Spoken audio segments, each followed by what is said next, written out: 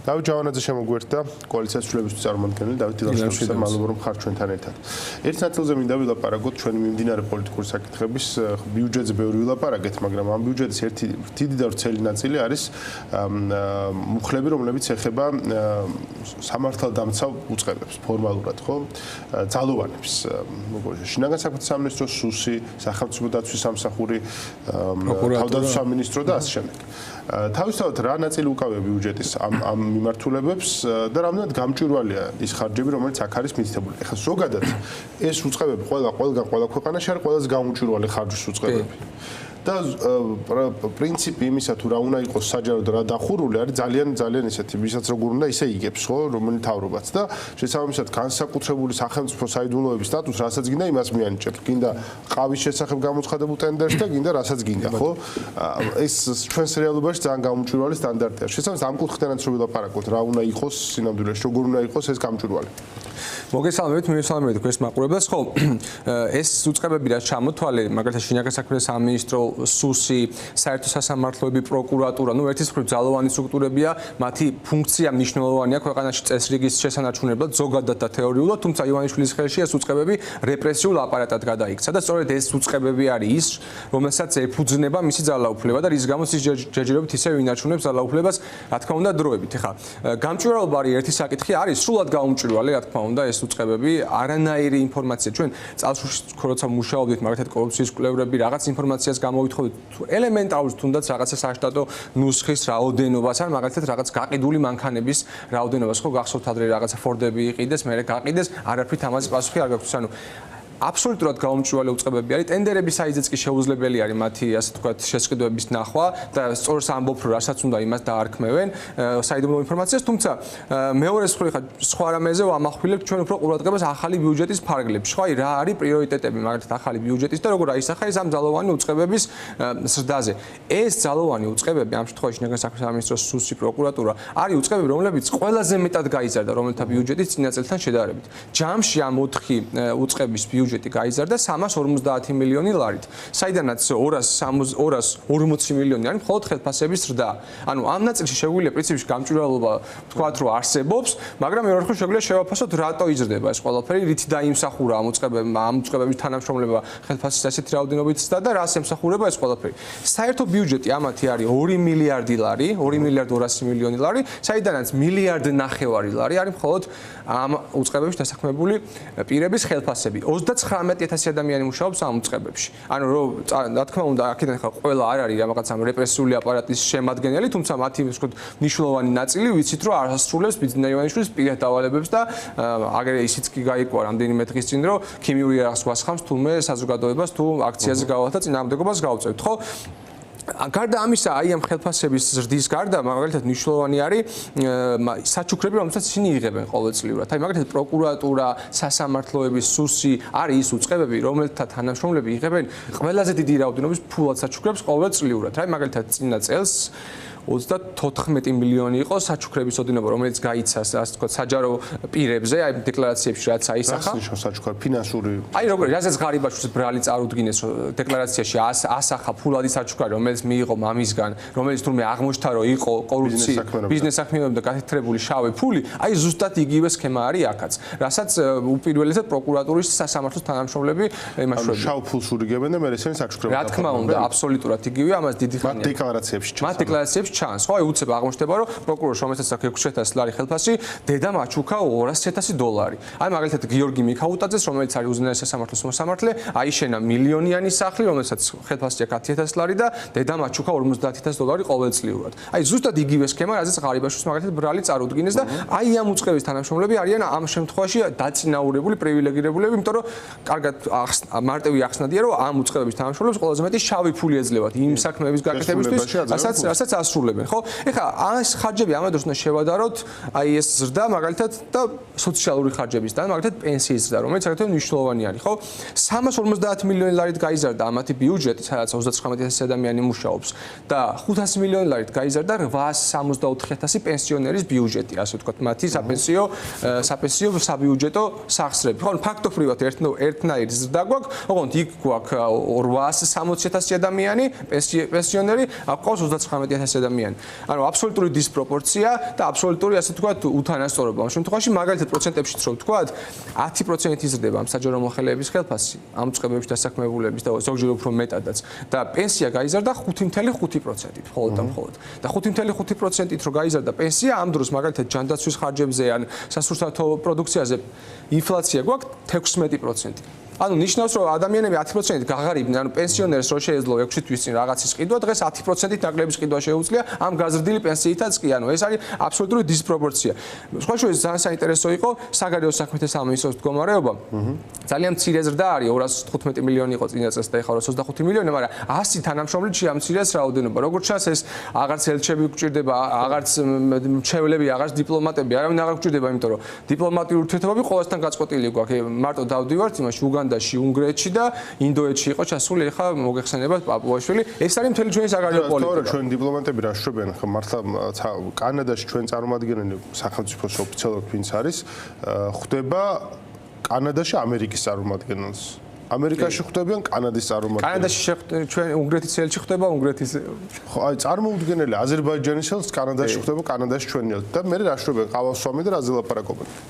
ხო, არც არაფერზე. ანუ თქვათ ლაპარაკობენ, მაგრამ ანუ ხო ანუ ფლანგო არის უბრალოდ, ხო, ეს საქმე არა აქვს, არავინ არ ხვდებათ რეალური და რაღაც ხონა გააკეთოს. ეხლა ეს ინდოეთში ჩასვლაც აბსოლუტური კომიკური ის იყო. ერთმა ჩვენმა საერთო მეგობრებმაც იხუმრა, რომ მე მგონიო ვასილ ჩიგოგიძის ჯუნგლებში გასაშვებად იყო ჩასული, იმიტომ რომ ეს ვასილ ჩიგოგიძე ხო ცოტა ინდურ სპილოს გავს თავისი არსით და ის მორალურადაც და ისეც და აი რაღაც აი ეს არის მთელი მაგათი საგარეო პოლიტიკა და რა თქმა უნდა ამას თანამშრომლები აღარ ჭირდება 100 კაცი გაუშვეს, მაგრამ სამაგიეროდ შინაგან საქმეთა სამინისტროში ბოლო 2 წელიწადში 1200 კაცით გაიზარდა დასაქმებულების რაოდენობა. იმიტომ რომ ვიცით რომ იქ მოუწიათ დიდი ჩანაცვლების გაკეთება და საერთოდ უმაღლეს განათლებას აღარ თავდაცვის სამინისტროში რა ხდება? აი თავდაცვის სამინისტროს ხარჯები როგორი არის ამ მხრივ? აი რეალურად თავდაცვის უნარიანობაზე არის რამე მიმართული? თავდაცვის სამინისტროს ბიუჯეტი დაახლოებით არის 1.100 მილიონი ლარი, საიდანაც ამის ამ თანხის 75% იხარჯება მხოლოდ შრომის ანაზღაურებაში, კვებაში და რაღაცა ასე ვთქვათ ელემენტარულად აი ამ პერსონალის შენახვაში. იქ რო აი ან რაღაცა განვითარება ხდებოდეს ინფრასტრუქტურის, ან ახალი ტექნიკის შეძენა, ან წვნები ისიც ვიცით რომ ფაქტობრივად შეჩერებულია. სულ ბოლოს ერთი წვნა ჩატარდა ამერიკის შეერთებული შტატების მიერ, მაგრამ ძალიან ბევრი გაუქმდა იქამდე, იმიტომ რომ სტრატეგიული ურთიერთობა გაწყვეტილი იყო. ანუ თავდაცვის ბიუჯეტი ემსახურება რეალურად აი ამ რაღაც პერსონალის უბრალოდ გამოყვებას, მათ ჩაცმას და დახურვას. რაც აგრეთვე მნიშვნელოვანია, განა ამას ვიძახით რომ მნიშვნელოვანი არის უბრალოდ თავდაცვის სამინისტროს ფუნქცია ვერ იქნება მხოლოდ საჭმლის გაკეთება ჯარისკაცებისთვის და ბათინკების ჩაცმა, ხო?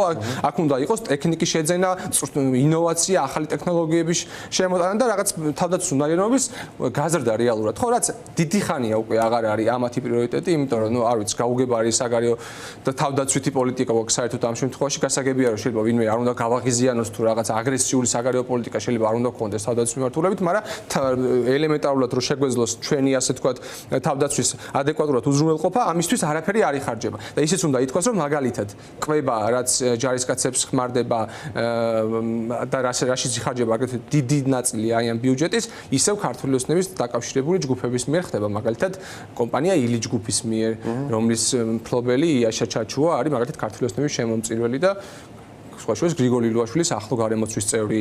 ეს ბათინკები, რომელიც თავის დროზე შეიძინეს ეს ფეხსაცმელი, კარგად ვიცით, რომ იყო კომპანია New Atlas-ისგან შეზენილი, რომელიც იყო აგრეთვე ქართული ოცნების შემომწირველი კომპანია. ანუ ესეც აი ქართული ჯარიც ამათ აქვთ ფულის საჭრელ დაზგად გადაკეთებული პოლიტიკური თანამდებობის პირებს, ხო? და მათ შორის ღარიბაშვილის აი თავდაცვის სამინისტროში და ვიცით, რომ ყოფილი თავდაცვის მინისტრი საერთოდ ბურჭულაძე ციხეში არის, იმიტომ რომ ფული გააკეთა ჯარისკაცების ჯანმრთელობის ხარჯზე, ხო? რაღაცა ემერაის აპარატები იყიდა გაზრდილი თანხით. ხო, უფრო ძვირად.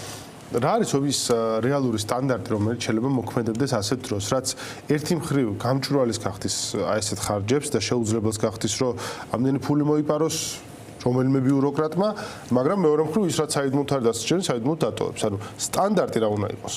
ხო, ნახეთ, ჩვენ რო ნორმალური ანტიკორუფციული ბიურო გქონდეს და ჩვენ რო ნორმალური ასე ვთქვათ პოლიტიკა გქონდეს ანტიკორუფციული მიმართულებით, ყოველი შესყიდვა, ყოველი ასე ვთქვათ ხარჯვა აი ამ უწყებების, რომელიც არის აი არ ეხება მაგალითად სახელმწიფოს საიდუმლოებას, ხო, გასაგებია რომ ახლა ჩვენ მას რაღაც პირად ინფორმაციას, უსაფრთხოების თანამშრომლების პირად ინფორმაციას ვერ გამოვითხოვთ და ვერ გავიგებთ, მაგრამ ელემენტარული რაც შეეხება მაგალითად კვებას და მაგალითად შინაგან საქმეთა სამინისტროს შესყიდული კვება ყოველთვის იყო ტენდერები, სადაც ფულს აკეთებდა ქართული ოცნების ჩინოვნიკები და ქართული ოცნების დაკავშირებული ბიზნესმენები. ხო, აი მსგავსი, ასე ვთქვათ, ხარჯები, რომელიც ძალიან დიდი ნაწილი არის ბიუჯეტის. რა თქმა უნდა იყოს გაკონტროლებული ადეკვატურად და უნდა იყოს, ასე ვთქვათ, ადეკვატურად შეფასებული. ჩვენს პირობებში ხა ეს, რა თქმა უნდა, არ მოხდება, იმიტომ რომ კიდევ ერთხელ ვიმეორებ და საზოგადოება უნდა იცოდეს, რომ ეს უწყებები და ამ უწყებებში სხვა შორის არსებობს დივერსიფიკაცია, ხო? ჩვეულებრივი საპატრულო პოლიციელი და ჩვეულებრივი თანამშრომელი, რომელიც ასრულებს მართლა საზოგადოებრივი წესრიგის ფუნქციას, მისი ხელფასი არის ხოლმე 1700-1800 ლარი, რაც არის უკიდურესად დაბალი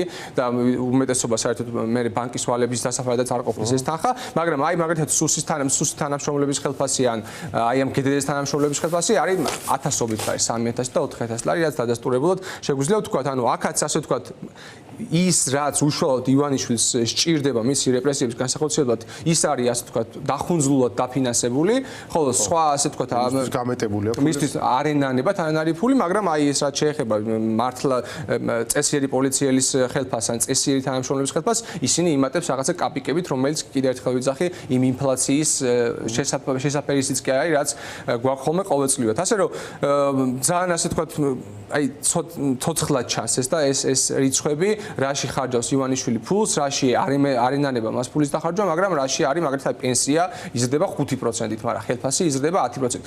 რო იცოდეს მაგალითად საზოგადოებამ, მიხეილ ყაველაშვილის ხელფასი არის 15000 ლარი. კაც არ შეუძლია 15 სიტყვის გადამულა თქმა ერთ წინადადებაში და არანაირი ფუნქცია არ აქვს საერთოდ ამ ქვეყანაში, არის აბსოლუტური სიცარიელი პოლიტიკური. 15000 ლარი აქვს ამ კაც ხელფასი, მისი ოფისის დაფინანსება გვიждდება, ადმინისტრაციის შენახვა გვიждდება 10 მილიონი ლარი მაგალითად, ხო? იგივე პაპუაშვილის, კობახიძეს 16000 ლარი ხელფასი ჩვეულებრივი პარლამენტარს, რომელსაც აი ვიცით რომ არანაირი ფუნქცია არ აქვს და ვიცით რომ პარლამენტი პრინციპში მხოლოდ ქართული ოცნების დეპუტატებით არის დაკომპლექტებული, 13000 ლარი აქვს ამ ხალხს ხელფასი. აი რას აკეთებენ საერთოდ, აი რა ფუნქცია აქვს თან, რა სარგებელი მოაქვს ამ ქვეყნისთვის, ამ საკანონმდებლო ორგანოსთვის? რა თქმა უნდა არანაირი. ხო, ანუ ეს დისპროპორცია კიდე კარგად რომ დავინახოთ უბრალოდ რა, ეს ძალიან მნიშვნელოვანია. კი, ამას ერთად მინდა კითხვა ხა ვახსენეთ ჩვენ ლილვაშვილთან დაკავშირებული ხალხი დამიმართულებით რა ხდება?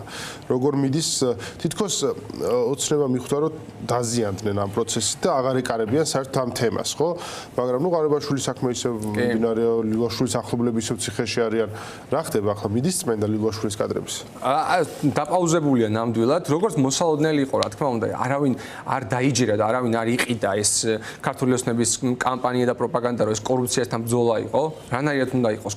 ბიძინა ივანიშვილი როგორ უნდა ებრძოლოს კორუფციას? აი ბიძინა ივანიშვილი კორუფციას დაიწყებს ბრძოლას მართლა, ალბათ ვირი ავახეზე და სიმღერას დაიწყებს. აი ერთდროულად მოხდება ეგ ორი ფაქტი, იმდენად წარმოუდგენელი და შეუთავსებელი ამბები არის ერთმანეთთან და რა თქმა უნდა შიდა კლანური ომი იყო და ეს ომი და ეს დაძაბულობა ისე გრძელდება, უბრალოდ საზოგადოების რეაქცია იყო ამაზე მკვეთრად უარყოფით, ხო ეს ოქროს ზოდების სახლში ამდენი მოპარული მილიონი უცებ, ეს ერთი ნაწილი რომ ჯერ დაინახა ხალხმა რომ მართლა იპარავდნენ და აღმოჩნდა რომ ჩვენ ვინც ამაზე ვლაპარაკობთ წლების განმავლობაში თურმე მართლები ვიყოფილ ვართ და მე მართლა ის საკითხის დადგა რომ თუ ამაში მართლები არიან, იქნებ იმაშიც მართლები არიან, რომ არჩევნები გაყავდა ან საგარეო პოლიტიკა შეიცვალა, ანუ რაღაცა ეს დიდი ბზარი გაუჩნდა პროპაგანდას სამიმართულებით, ხოლო მეორეს მხრივ ვინც დღემდე არის ქართული ოცნების წევრი, რომელმაც იცოდა რომ ეს მოპარვა იყო ლეგალური და იცოდა რომ ამის კეთება შეეძლოთ უცებ, ეს ხალხი აბსოლუტურ გაუგებრობაში და აბსოლუტურ დაბნეულობაში აღმოჩნდა, იმიტომ რომ რანაირად აქამდე მწვანე მქონდა ანთებული რომ ეს ატკატი გამეკეთებინა, ფული მომეპარა, ტენდერი ჩემ თავზე მომერგო და ეხლა მაგის გამო მიჭერ, ანუ აბსოლუტური გაუგებრობა იყო. ამიტომაც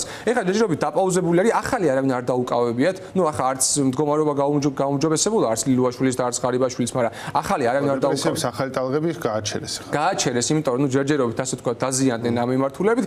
ამავე დროს ახლა ისიც უნდა ითქვას, რომ თუ ივანიშვილის ერთ ყურში ირაკლი კობახიძეზის და ეუბნება რომ ის დასაჭერიაო, იქეთ მხრიდან სხვა ადამიანებიც არიან მეორე ყურში ივანიშვილის და ეუბნებიან რომ კობახიძე დასაჭერია და სულელია და გასაგდებიაო. ამიტომ ხო ხვდებით, როცა არაფერს არ ეფუძნება ეს თითქოს კორუფციასთან ბრძოლა და არის უბრალოდ შიდა კლანური ომი და ბიძინა ივანიშვილის რაღაცა პირადი ახირებები და ირაკლი კობახიძის რაღაცა სოციოპათიური გამოვლინებები, შესაბამისად, როდის გაჩერდება და როდის განახლდება, ამას ვერ ვივარაუდებთ, მაგრამ ამ ეტაპზე დაზიანდნენ მაგ კორუფციასთან ვითომ ბრძოლის კამპანიით, დაზიანდნენ მათ შორის ამ არაბული ინვესტიციის ნაწილში და საერთოდ ეს BBC-ს ამბავი კიდე ერთი ახალი კატასტროფა იყო მათთვის. აშკარად დაიბნენ პროპაგანდაში, ხო და ვერ გამართეს გზავნილი ამ გაგებით. ამან უფრო დაადასტურა რომ სიმართლეა სხვა ჩანს. კატასტროფული. იმდენ სხვა რაღაც თქვეს და ერთმანეთს საპირისპირო და საბოლოოდ აღიარეს, რომ მართლა დაადასტურა რაც ამ BBC-ს გამოძიებაშია, ხო? თავისთავად რამეს შიდა დინამიკას გვეუბნება ეს დაბნეულობა?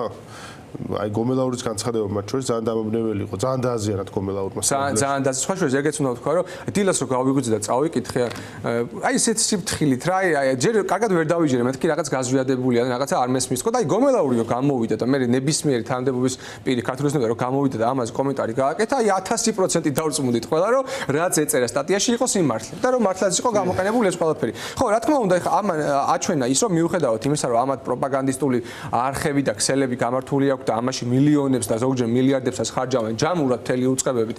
როდესაც აი ისეთ არაფერ ისეთ ტყუილს ეფუძნებიან და ისეთ სუსტები არიან, როდესაც საქმე ეხება მართლა მათ გაფუჭებულ საქმეებს, რომ უცებ ჩამოიშალა მთელი ეს პროპაგანდისტული მანქანა. აი ის მოსაზრებაც გამოითქვა, რომ ის სხვადასხვა პირების მიერ, რომ ესენიო როგორც ჩანს, აქ პროპაგანდას მართლა ადგილზე საერთოდ არ წარმოგვიდგენ და მთლიანად რაღაცა რუსული მას არიან მიმბულიო ოფისებსო, რათა პროპაგანდისტული გზავნილები შეიმუშაონო.